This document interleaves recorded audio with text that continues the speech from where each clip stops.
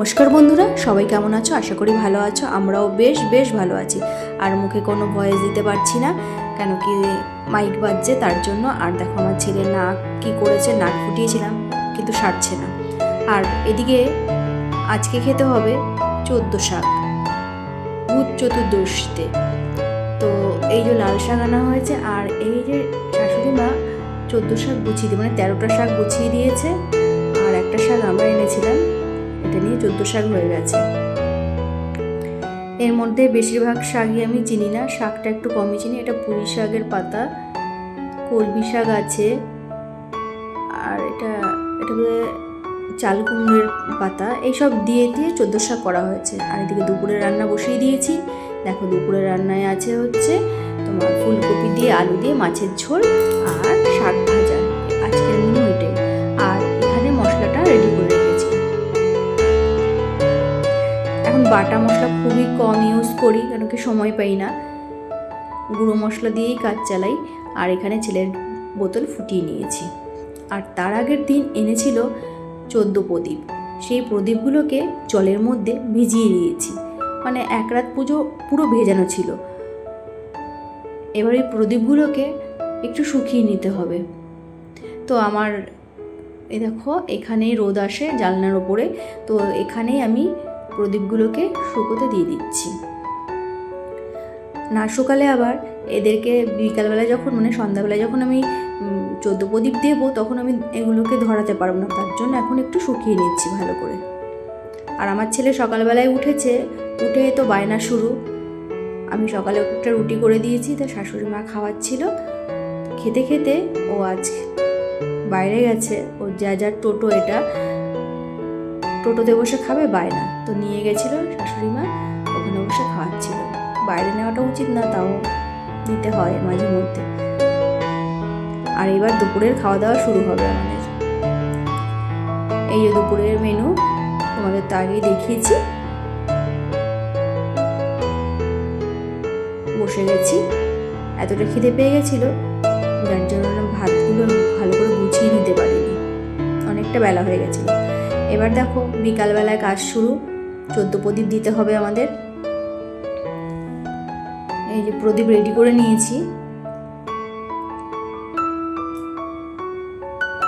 এর মধ্যে একটা প্রদীপ আমার হাজব্যান্ড আগেই দিয়ে দিয়েছে, যার জন্য এখানে 13টা প্রদীপ আছে। তো আমি এই প্রদীপগুলোকে দেখো তেল দিয়ে সব রেডি করছি। আর মোমবাতি আনা হয়েছিল না, যার জন্য প্রদীপগুলো ধরাতে খুবই অসুবিধা হচ্ছিল। তো দেখো কমপ্লিট ধরানো, কি ভালো লাগছে না?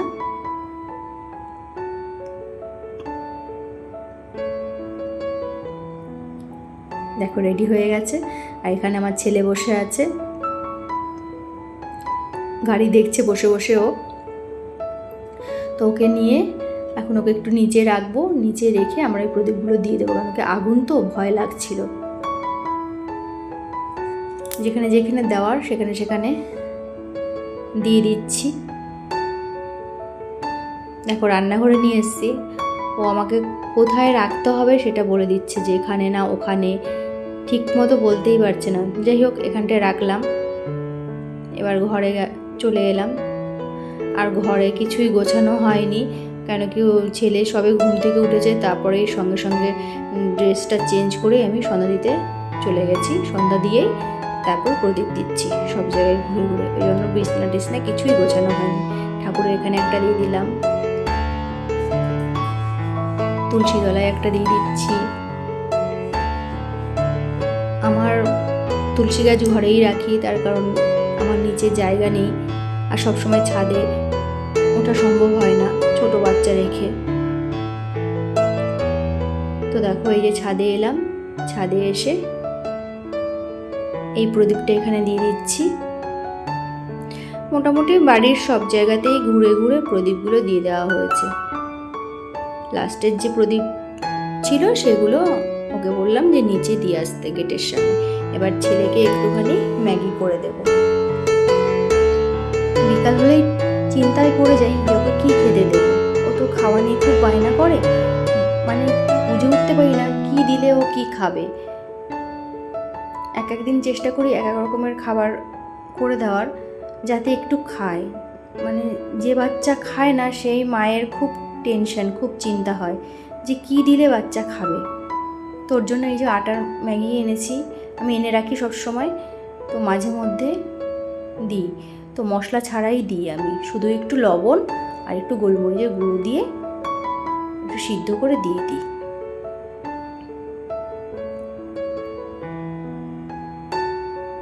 যে ম্যাগিটা আমি বসিয়ে দিলাম,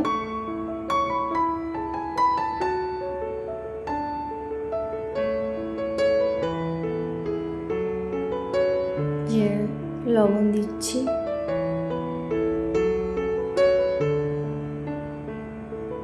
সামান্য করে একটু গোলমরিচের গুঁড়ো দিচ্ছি, না হলে পরে একটু ঝাল ঝাল হয়ে গেলে আবার খেতে চাইবে না।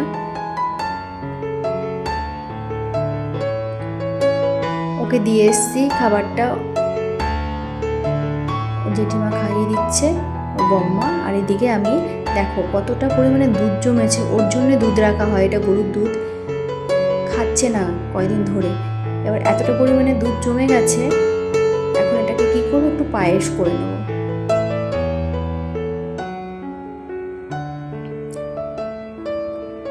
সেই চিন্তা ভাবনাই ছিল। এবার দেখো তার জন্য চাল এনে রেখেছি, কাজু কিশমিশ সব কিছু দিয়ে এই যে পায়েসটা আমি দেখো রেডি করেই ফেলেছি।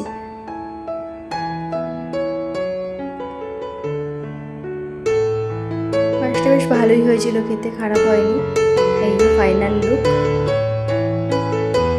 সব কিছু দিয়ে রেডি করেছি। এখান থেকে একটু তুলে আমি নিচে দিয়ে এসেছি আমার। তারপর দেখো এই যে ঠাকুর আনতে যাচ্ছে সবাই, তো আমি উপর থেকে একটু তুলে নিলাম। সবাই খুব মজা করে নাচতে নাচতে যাচ্ছে। বাড়ির সামনেই দেখো এই সব, আর এখন চারিদিকে এত আলো আলো, মানে কি বলবো, খুব ভালো লাগছে দেখতে। রাস্তাঘাটে আলোয় মানে ঝকঝক করছে চারিদিকটা। বাড়ির থেকে আমি একটু লাইটিংটা নিলাম। আর এই যে হচ্ছে আমাদের মানে ঠাকুর আনতে গেছিলো ক্লাবের থেকে, পাড়ার ক্লাব থেকে, তো সবাই দেখো নাচতে নাচতে আনন্দ করতে করতে যাচ্ছে। তারও একটা ছোট্ট একটা অংশ তুলে ধরলাম তোমাদের সামনে। আমি আগে যেতাম, কিন্তু এখন আর যাওয়া হয় না, যেহেতু বাচ্চা ছোট আছে, ওই জন্য আমি এখন আর যেতে পারি না। একটু বড় হোক, তারপর ইচ্ছা আছে আবার যাবো। ভালো লাগে, খুব মজা হয়।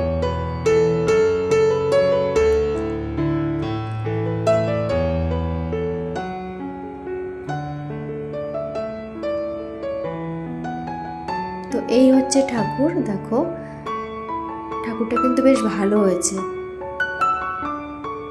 এখানে অনেক ঠাকুর ছিল, সবই অর্ডারের, আজকে সবই মানে সবাই নিতে এসছে।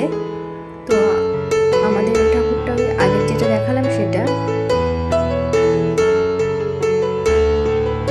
এই যে ভ্যানে তুলে নিয়েছে, এখন এই যে বাড়ির দিকে আসছে নিয়ে। ভালো হয়েছে বলো ঠাকুরটা?